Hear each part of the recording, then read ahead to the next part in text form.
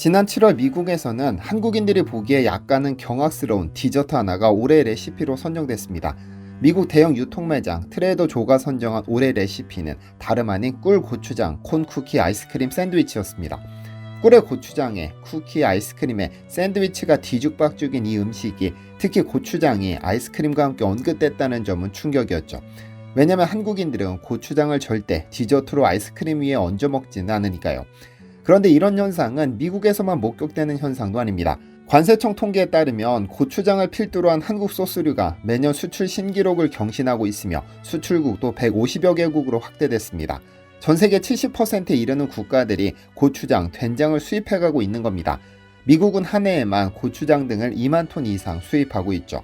예전 같으면 스테이크에 반드시 바베큐 소스를, 샐러드에는 드레싱을 곁들이던 서양인들이 이제는 불고기 양념을 활용하거나 바게트에 된장을 찍어 먹는 레시피까지 SNS에 올리는 실험에 열중하고 있는데요. 심지어 한 요리 프로그램에서는 영국인 셰프가 전통 파스타 소스 대신 고추장을 넣은 코리안 고추장 파스타를 선보였는데 방송 후 판매량이 300% 급등하는 진풍경이 벌어지기도 했습니다. 이처럼 무기보다 더 무서운 힘은 바로 입맛을 바꾸는 문화 침투력입니다. 한때 서양인들에게 낯설고 쿰쿰에 꺼려지던 한국의 장류가 이제 식탁을, 아니 미각을 바꾸기 시작했습니다. 서양인들 미각의 한국화 어느 정도일까요? 안녕하세요, 디스멘털입니다. 이제는 세계 어디를 가도 낯설지 않은 발효 소스가 하나 있습니다. 바로 일본의 미소입니다. 흔히 된장국에 쓰이는 재료 정도로만 여겼다가는 큰 오산입니다. 일본 농림수산성이 발표한 자료에 따르면 2023년 일본의 미소 수출액은 50억 엔을 돌파했으며 주요 수출국은 미국과 유럽입니다. 미국의 대형마트 식품 코너에는 여러 브랜드의 미소 페이스트가 즐비하고 고급 레스토랑에서는 연어 스테이크에 윤기를 더하는 글레이즈로 샐러드 드레싱의 베이스로 활용됩니다. 심지어 파리 파인다이닝에서는 프랑스 전통 소스와 결합해 르 미소라는 이름으로 새롭게 태어나기도 했죠. 건강식이라는 이미지와 독특한 감칠맛 덕분에 미소는 아시아를 넘어 서구의 식탁까지 장악한 첫 번째 동양의 발효 소스로 자리매김했습니다. 그런데 만약 이 미소의 뿌리가 일본이 아닌 한반도라면 어떨까요? 고려시대 외국어 학습서 계림유사에는 당시의 장을 밀조라 부른다는 기록이 남아 있습니다. 이 발음은 오늘날 미소와 묘하게 닮아있죠. 단순한 우연일까요? 더 흥미로운 것은 일본 고문원에서도 비슷한 흔적이 발견된다는 점입니다. 10세기경 편찬된 일본의 백과사전 와묘루이 주쇼에는 말장은 고려의 장인데 미소라고도 한다라는 문장이 선명히 기록되어 있습니다. 실제로 과거 일본에서는 미소를 고려장, 즉 고려에서 건너온 장이라고 부르기도 했죠. 물론 오늘날 일본 학계는 미소의 기원을 중국으로 보고 있으며 한국 학계 역시 단정적으로 미소는 한국 기원서를 주장하지는 않습니다. 그러나 역설적이게도 일본 측의 가장 오래된 기록이 한반도를 가리키고 있다는 사실은 아이러니한 일입니다. 사실 지금 우리가 주목해야 할 것은 기원 논쟁이 아닙니다. 중요한 것은 일본의 미소가 세계인의 입맛을 장악했듯 우리의 장, 즉 소스도 새로운 가능성 앞에 서 있다는 점입니다. 된장, 고추장, 간장 같은 전통 장류가 이제는 단순히 한국의 밥상에 머물지 않고 세계 시장에서 K소스라는 이름으로 주목받고 있으니까요. 발효가 주는 깊고 진한 풍미, 집집마다 다른 개성을 담은 장맛, 건강식으로서의 가치가 어우러져 이제는 외국인들의 입맛까지 바꾸고 있습니다. 전통을 넘어 입맛마저 한국화되는 시대가 열리고 있는 겁니다. 한국의 장이 세계로 뻗어나가고 있다는 말, 이는 단순한 감상이 아닙니다. 객관적인 수치가 이를 뒷받침하니까요. 관세청 통계에 따르면 2013년 1억 8,500만 달러였던 한국 소스류 수출액은 불과 10년 만에 2배 이상 뛰어올라 2023년에는 3억 8,400만 달러로 정점을 찍었습니다. 그 중에서도 고추장, 된장, 간장 같은 전통 장류만 1억 1,100만 달러, 우리 돈으로 약 1,500억 원 규모에 달했죠. 이 상승세는 멈추지 않고 2025년 드디어 연간 4억 달러, 한화 약 5,500억 원의 장벽까지 넘어설 것이 확실시됩니다. 그렇다고 양적인 성장에 멈추는 것도 아닙니다. 과거엔 미국, 중국, 일본의 수출이 집중되어 있었지만 지금은 무려 139개국에서 한국의 장류를 찾습니다. 한때 해외 한인마트 한쪽 구석에서만 보이던 고추장과 된장이 이제는 월마트, 까르푸, 세인즈버리 같은 글로벌 대형마트에서 케첩과 마요네즈 옆에 당당히 자리 잡은 겁니다. 그렇다면 어떻게 한국만의 독특한 장맛이 세계인의 혀를 사로잡게 되었을까요? 예상하셨듯 한류의 힘이 가장 컸습니다. K-팝과 K-드라마는 단순히 음악과 드라마를 넘어 한국의 라이프 스타일을 함께 수출했습니다. 특히 드라마는 음식의 매력을 자연스럽게 노출하는 창구였죠. 드라마 이태원 클라스에서 주인공이 끓여내던 순두부찌개 붉은 국물은 시청자들의 눈길을 사로잡았고, 방영 직후 동남아 지역에서 고추장 수출이 폭발적으로 늘어났습니다. 여기에 유튜브와 틱톡도 빼놓을 수 없습니다. 불닭볶음면 챌린지는 세계인에게 한국의 매운맛을 각인시켰고, 고추장에 대한 낯설음을 허무는 촉매제가 됐죠. 하지만 진짜 무서운 것은 문화의 힘입니다. 문화는 중독적이니까요. 한국인에게 고추장은 비빔밥이나 떡볶이에 쓰는 식재료라는 선입견이 있지만, 해외 이용자들에게는 선입견이 없습니다. 위 아이스크림 디저트 위에 고추장을 얹은 것처럼 말이죠. 선입견이 없으니 파스타에 고추장을 넣어 고추장 로제 파스타를 만들고, 버터와 간장, 계란 노른자를 조합해 마약 계란을 만들어냅니다. 단순한 장난이 아닙니다. 실제로 2023년 뉴욕타임스가 선정한 올해의 레시피는 한국계 미국인 셰프 에릭 김이 개발한 고추장 버터 누들이었습니다. 이 레시피는 1만 개 가까운 5점 만점 리뷰를 얻었고, 이 메뉴를 따라 만드는 사람들이 폭발적으로 늘었습니다. 고추장이 직관적인 매운맛과 단맛으로 소셜미디어에서 폭발적인 인기를 끌었다면, 된장은 조금 다른 길을 걷습니다. 셰프와 미식가들을 중심으로 조용하지만 확실하게 자신의 영역을 구축했죠. 서양의 셰프들은 된장을 올리브오일, 레몬즙, 다진 마늘, 꿀과 섞어 샐러드 드레싱으로 활용하거나, 시저 샐러드의 로메인 대신 구운 배추를 사용해 된장 드레싱과 함께 내놓습니다. 마요네즈에 된장을 섞어 샌드위치 스프레드로 쓰고 튀김의 디핑 소스로 활용하기도 합니다. 심지어 양식 채소 수프, 렌틸콩 스튜, 비프 스튜에 소량을 첨가해 치킨 스톡이나 미소된장 못지않은 깊이를 끌어올리는 사례도 잡지와 유튜브에서 잇따라 소개되고 있습니다. 고추장과 마찬가지로 디저트 영역에도 진출했습니다. 버터에 된장을 더해 풍미를 강화하거나 아이스크림과 캐러멜 소스에 소량을 섞어 달콤하면서도 짭짤한 새로운 맛을 창조하는 레시피로 태어났죠.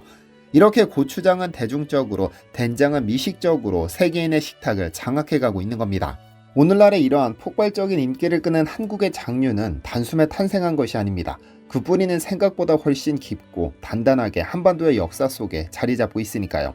이를 보여주는 기록이 바로 3세기 중국에서 쓰인 삼국지입니다. 이 책에는 고구려 사람들은 발효시킨 콩을 잘 만든다라는 구절이 등장하는데요.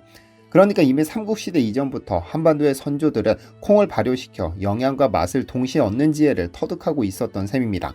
세월이 흘러 조선시대에 들어서면서 장의 위상은 단순한 식재료를 넘어 국가적인 가치를 지니게 됩니다. 왕의 밥상을 책임지는 수락관이 있었지만, 그보다 더 높은 지위를 차지한 사람은 따로 있었습니다. 바로 왕실의 장을 전문적으로 관리하던 장고의 책임자였죠.